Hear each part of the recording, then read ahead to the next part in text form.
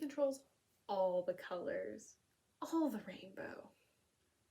Taste the rainbow. It's Skittles. He's the Skittles man.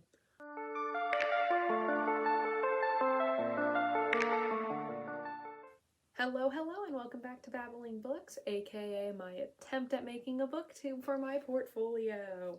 My name is Kira, and this is only my second video, so don't judge too harshly. Today we're going to be attempting to do the end of year book tag, despite the fact that it is December and this is definitely supposed to be done in November based on some of the questions. Actually, it was probably supposed to be done in September. We are behind. We are rolling with it. We're doing great. So question 1 is books that I need to finish before the end of the year, and I actually have 2. The first one is The Black Prism by Brent Weeks, I want to say his name is, which is the first book in a major high fantasy series. And it's a high fantasy series in which people can bend colors of the UV, I'm not a scientist, the UV scale. They can bend those colors. Some can control more colors than others, but the more you use, the more said color you use takes over your iris, and eventually your halo will break, which from what I've gathered, I'm only about 10% of the book, basically means you lose control. One dude on, this isn't a spoiler, it's like on page 6, turns into a giant green crystal monster by the sounds of it, because he used a whole bunch of green. And so from the sound of it is, it's a multi-perspective, I can tell that already, and it's Kip and the Prism, which is a man who controls all the colors. What was I saying? Alright, so the Prism can control the whole rainbow. He is the Skittles man. He tastes it all. And from the sounds of it is, he has a secret son. No one knows about. He ain't supposed to have a kid because his powers, dangerous, scary, very, very rare, but like necessary to run the country.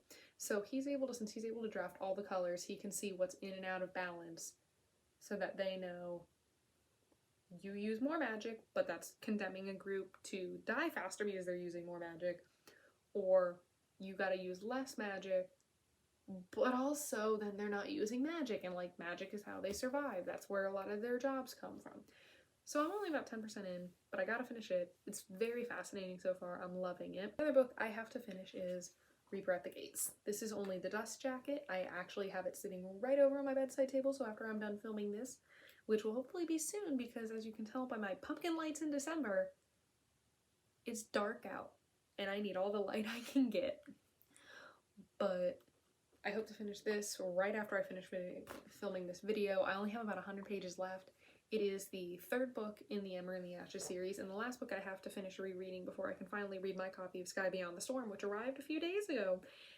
I'm not vlogging me rereading these anymore because it ended up being this entire book me just going, I forgot to read after I got home from work, and I just entirely forgot to film myself doing Torch. So I will probably do like a series recap, but not a full vlog. I do absolutely love it. There's not much I can say about this book specifically because it is the 3rd in the series, but just know if you are planning on reading the series, there's a whole slew of trigger warnings.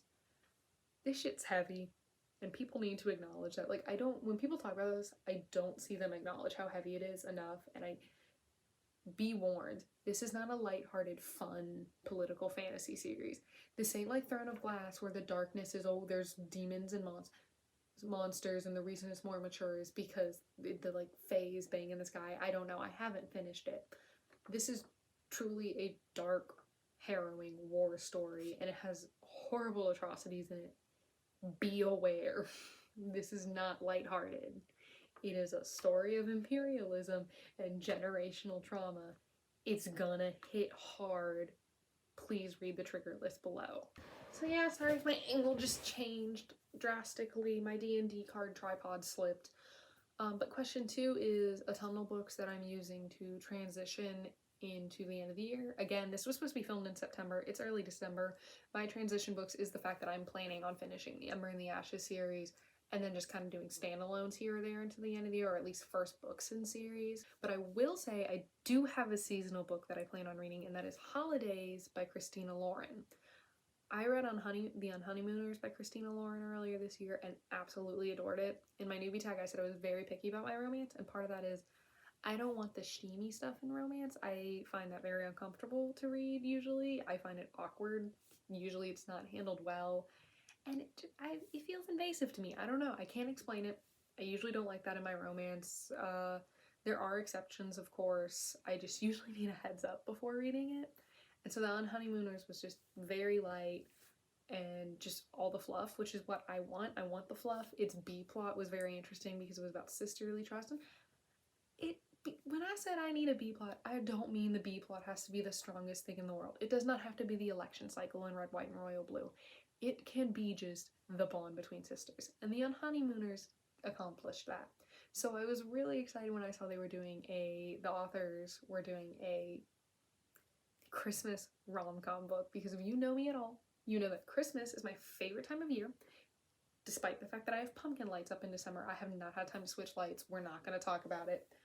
But I love Christmas rom-coms. I watched Holiday Season, Happiest Season, the day it came out. Loved it. Got very emotional over it. We're not going to talk about it too much. I know there's a lot of heat surrounding it. I enjoyed it.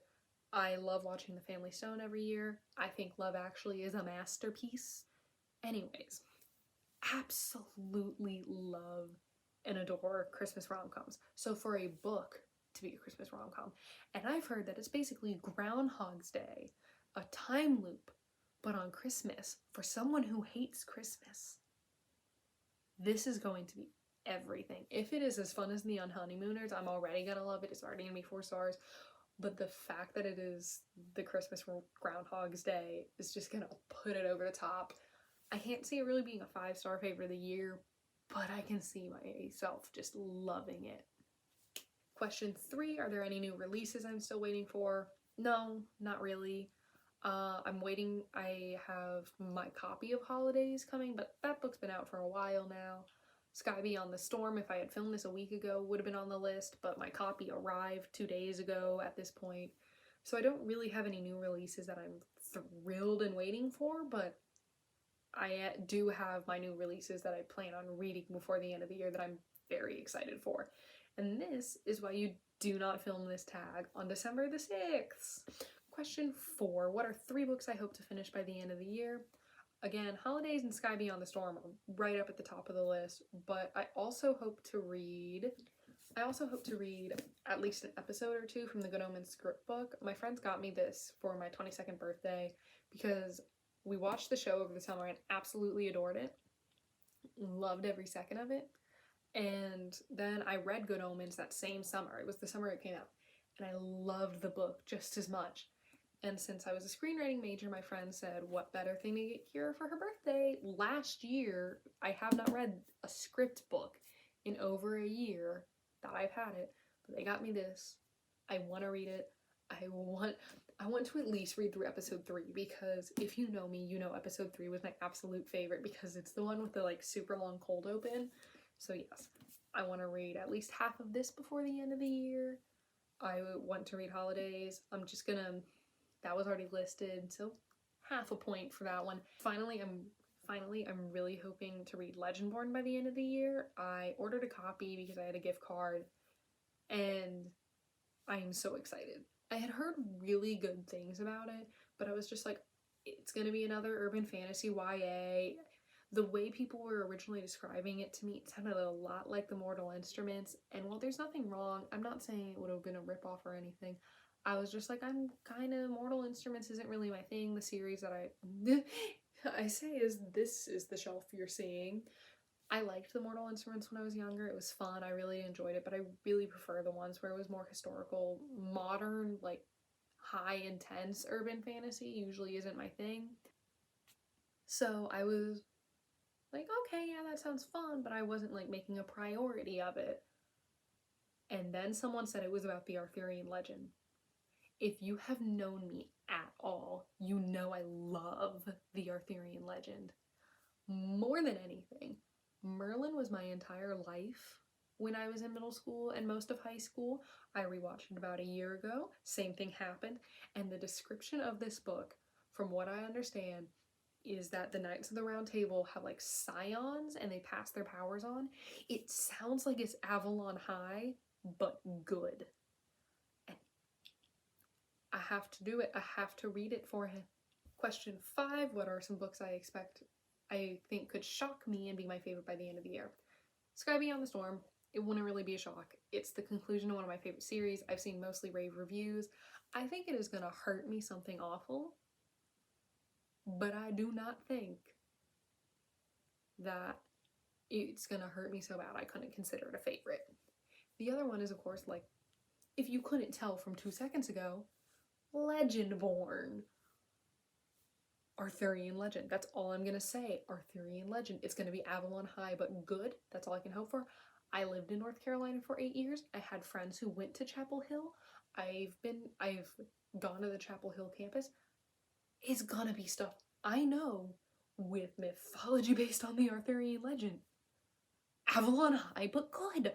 I know that's all I've been saying, but that's all I know, and that's what I'm excited about. And finally, question 6. Have I already started doing reading plans for 2021? In short, yes, I have. I fully intend to finish Throne of Glass because I stopped about halfway through Empire Storms a year or 2 ago. I would just stop, honestly, except for the fact I love Cole. I think Cole got done dirty in the series. If fans don't like Cole, whatever. You're real people, he's fictional, you're allowed to do that. But I think the characters within the book did him dirty. I don't think he did much wrong in Crown of Midnight when everyone was like, guess we hate him. I don't know what he was supposed to do. It's not his fault he was kidnapped. So I'm finishing Empire Storms just so I can read Tower of Dawn. Who knows if I'm ever gonna read Kingdom of Ash, but Tower of Dawn, I've heard that if you're a Cole stan, it's like back to the quality of the first 2 books, and that's what I'm here for. The quality of the first 2 books, because I did thoroughly enjoy Throne of Glass and Crown of Midnight, and his Cole, whomst I love. Empire Storms is a dredge because he's really and truly the only character I like at this point. Everyone else is just annoying. And then I also need to finish Queen of Air and Darkness because I read 70 pages of that book and decided Cassandra Clare was a coward for not going through on her Julian will do anything to bring his siblings, like, to safety plot. She drops that line in Lord of Shadows, whatever the first book was. And I was like, we're gonna get Darkside Julian. We're finally gonna get the trope I wanted. Thank God Chain of Gold is finally bringing me a Darkside Shadowhunter plot that I've wanted for ages. Ever since I read Lost Souls and decided that was like my favorite trope of all time. Actually, Wrinkle in Time did that for me. But she hadn't come back to it, and she had the perfect setup with Julian. And I read 70 pages, and instead she does that, and I just,